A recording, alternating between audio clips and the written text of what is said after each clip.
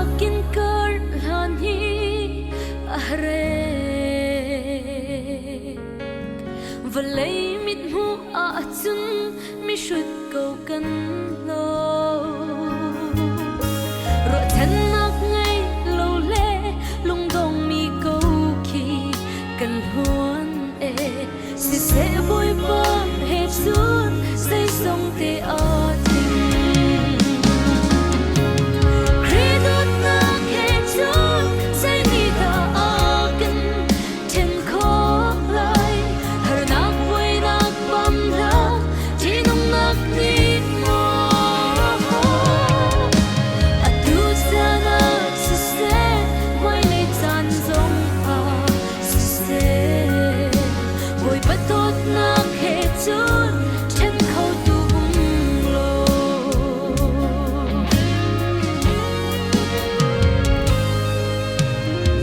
har sak nak le buai bai nak chung hi Kata ba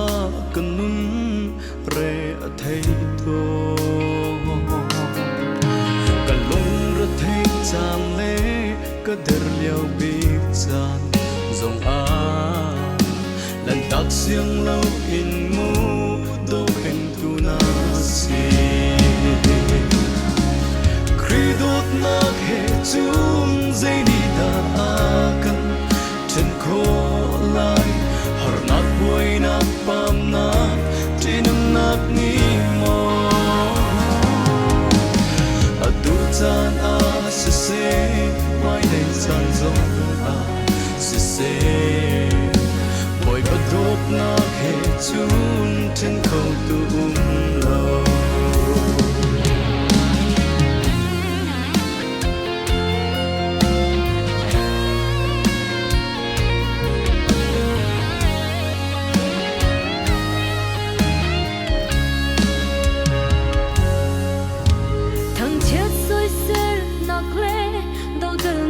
chung in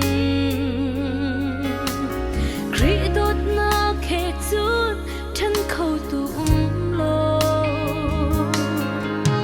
Halak phun sa kip le Tek sat nak chung in Boy ba he kal a sun Kan ha angam ko Kridot na khe chun Say ni ta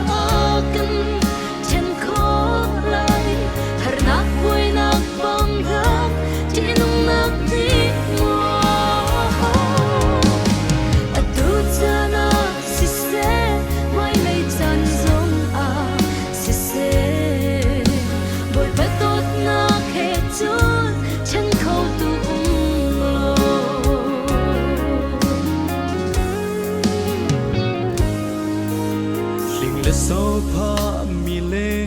mới đã hor quang chung dòng a na ka pi a chung dây man ka tri lâu na chết siang hin lâu in do pen tu chu na si do tok lak lâu mi kha na vel na tho Kridot nak he chung zay đi ta akan Trên khô lai har nak buhay nak pam nak Tinang nak ni mo Atu chan a si se Mai day chan zong a si se Boy batot nak he chung Trên khâu tu lâu Sana si se mai lay chan zong a si se Boy badot na khe chun Chan khâu tu